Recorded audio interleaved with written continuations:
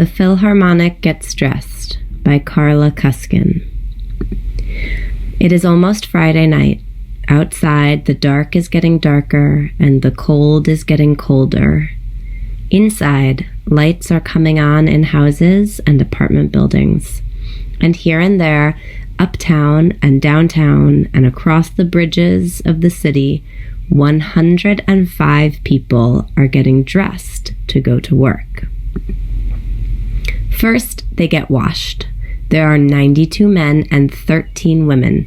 Many take showers. A few take baths.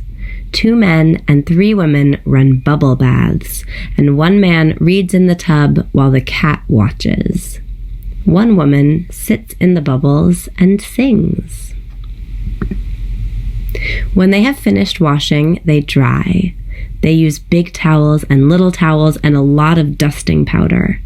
All the men shave except for 3 who have beards. 2 trim. Then, when the 105 people are showered and bathed, shaved and toweled, dusted and dry, they put on their underwear. The men wear undershorts or briefs. Some of the men wear t-shirt undershirts with sleeves. Some wear undershirts without sleeves, and a few of the 92 do not wear undershirts at all. But night and the temperature are falling, and 1 thin man buttons up a suit of long-sleeved, long-legged underwear. All the men put on black socks. There are short socks and long socks and fancy silk socks that have decorations called clocks. Some of the men wear leg garters to keep the long socks from falling down around their ankles. The 13 women put on different kinds of complicated underwear: underpants, pantyhose or stockings, petticoats or slips, and brasiers. 1 woman whose feet always freeze pulls on wool socks over her stockings. When all the men have their underwear on, they get into long-sleeved white shirts and button them up. Then they put on black trousers. 45 men stand up to get into their pants. 47 sit down. Each pair of pants has a shiny black stripe down the outside of each leg. The men zip zippers and button a button or 2. 1 man has wavy black hair streaked with white like lightning. He puts on a very soft white shirt with ruffles down the front. It has special cuffs that fasten with cufflinks. This man hooks a wide black cloth belt around his waist. The belt is called a cummerbund. None of the other men wear belts with their pants. They button suspenders onto the waistlines of their pants and snap the suspenders over their shoulders. 8 women dress in long black skirts. They wear black tops, sweaters, or blouses. 4 women put on long black dresses, and 1 wears a black jumper over a black shirt. A few of the women put jewelry on, a necklace, earrings, but no bracelets.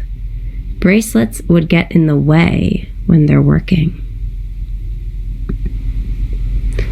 All the men put on black bow ties. Some tie them on in front of mirrors. Some stare into space and tie them. The thin man whistles a tune as he ties his tie on. 27 men clip on ties that are already made into bows. The man with the wavy black and white hair, the ruffly shirt, and the cummerbund ties on a very big white bow tie. It looks like a white bat. No one else has a tie like his. He slips on a white vest and then a black jacket that is short in the front and long in the back, where it divides in 2, like black beetle wings. The jacket and pants are called tails. Tonight, All the other 91 men put on tuxedo jackets. These are black too, with shiny satin lapels, but they do not have that beetle wing back. When all the men and women are completely dressed in black and white, they get ready to go out. They put on overcoats, jackets or capes, boots or rubbers, mittens or gloves, some scarves, many hats, a few earmuffs. Then almost everyone picks up a case. The cases are different shapes and shades of black and brown. The man with the dark wavy hair with the white lightning in it, the ruffly shirt, cummerbund, and bow tie that looks like a white bat, picks up a very thin leather briefcase. No one else has a case like his. All the 105 men and women say goodbye. Goodbye to mothers, fathers, husbands, wives, or friends, children, dogs, birds, a cat, whoever is staying at home. Then they walk out of 105 doors into 105 streets, and there they take cabs, cars, subways, or buses to the middle of the city. The man with the black and white wavy hair wears a black coat with a velvet collar and a white silk scarf. He steps into a very long car that is waiting for him outside his apartment building. While the driver drives, the man opens his case and looks at some papers. He sings a little and hums. At 8:25 on Friday night in the middle of the city, 104 people walk onto the big stage in Philharmonic Hall. They have left their overcoats, jackets, or capes, boots or rubbers, mittens or gloves, some scarves, many hats, a few earmuffs, backstage in dark green metal lockers. They have left their cases in different shapes and shades of black and brown back there too. Now 101 of the men and women are carrying the musical instruments that were in those cases. 3 people do not carry instruments. They are the harpist, who plays the harp, and the 2 timpanists, who play the kettle drums and smaller percussion instruments, the cymbals, a gong. These instruments are too heavy to carry around. They are already on the stage.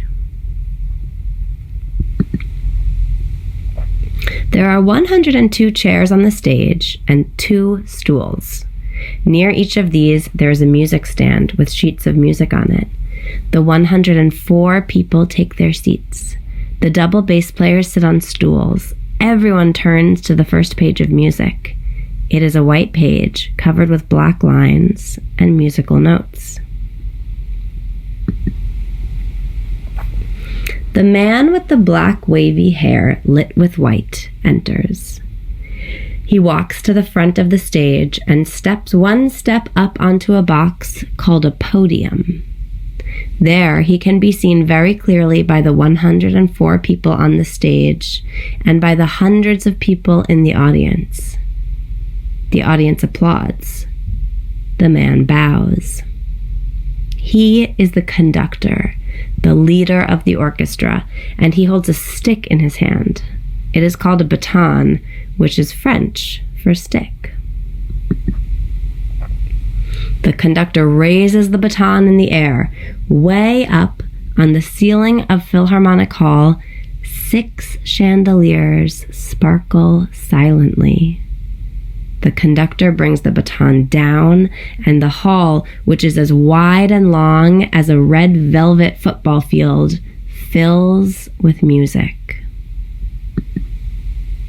The music floats and rises. It sings and dances from violas, violins, cellos, double basses, flutes, a piccolo, bassoons, clarinets, oboes, French horns, trumpets, trombones, a tuba, a harp, drums, cymbals, chimes, and one thin silver triangle.